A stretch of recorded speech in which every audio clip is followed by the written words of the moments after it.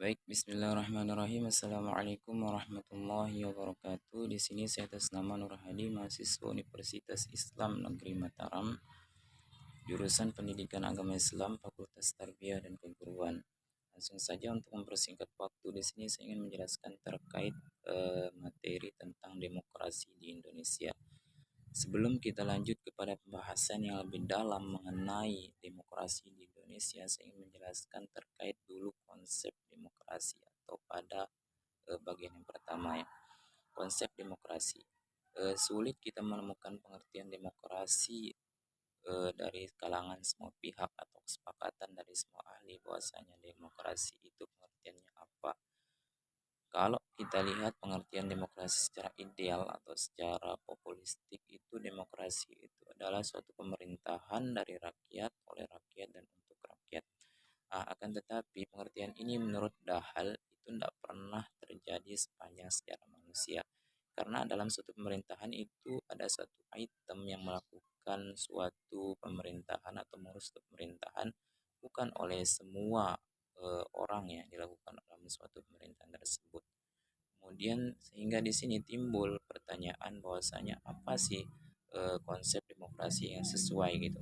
Jadi menurut Dahal konsep demokrasi yang sesuai diterapkan itu adalah konsep demokrasi yang bersifat poliarki.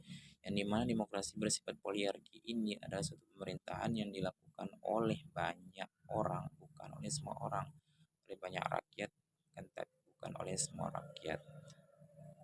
Nah, kemudian kita langsung pembahasan yang kedua terkait tentang pengertian demokrasi menurut para ahli. Di sini sebelum saya memaparkan pengertian demokrasi menurut para ahli, di sini saya ingin menjelaskan sedikit tentang demokrasi.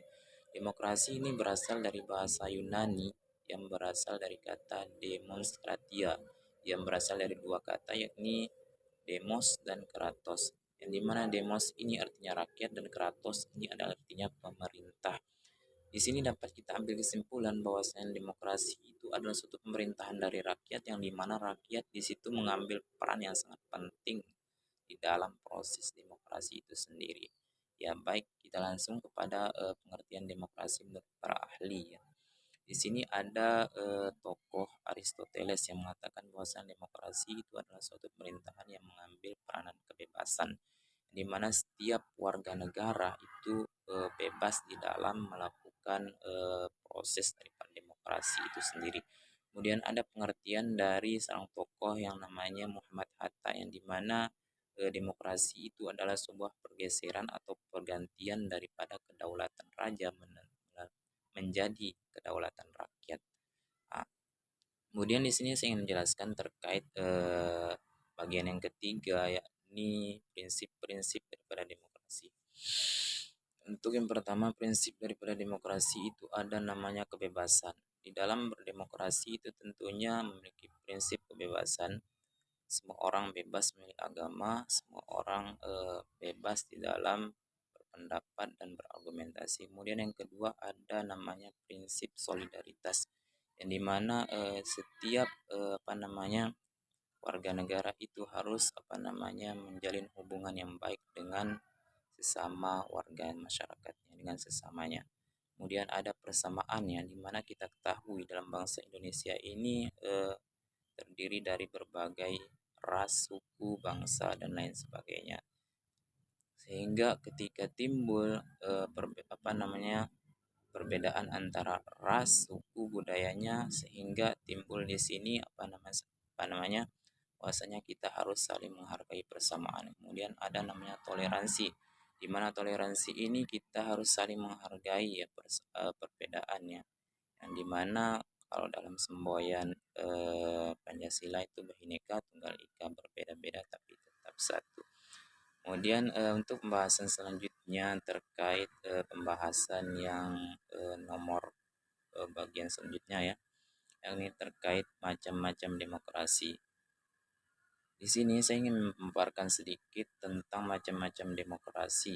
Demokrasi yang pertama itu ada demokrasi referendum ya, di mana demokrasi ini adalah demokrasi yang berlaku setelah sebulan daripada kemerdekaan Republik Indonesia itu sendiri. Dan yang kedua ada demokrasi Pancasila, yang dimana demokrasi Pancasila ini bukan saja yang bersifat menyinggung masalah politik, tapi juga menyinggung masalah budaya, sosial, dan intinya untuk kepentingan dan tujuan daripada masyarakat. Kemudian ada yang ketiga itu demokrasi liberal, yang dimana demokrasi liberal ini adalah demokrasi yang cenderung eh, kepada kepentingan individu atau perorangan ya. Kemudian yang terakhir ini ada demokrasi terpimpin, yang dimana demokrasi terpimpin ini adalah satu pemerintahan yang dilakukan oleh satu item, dimana item ini dipercaya oleh masyarakat.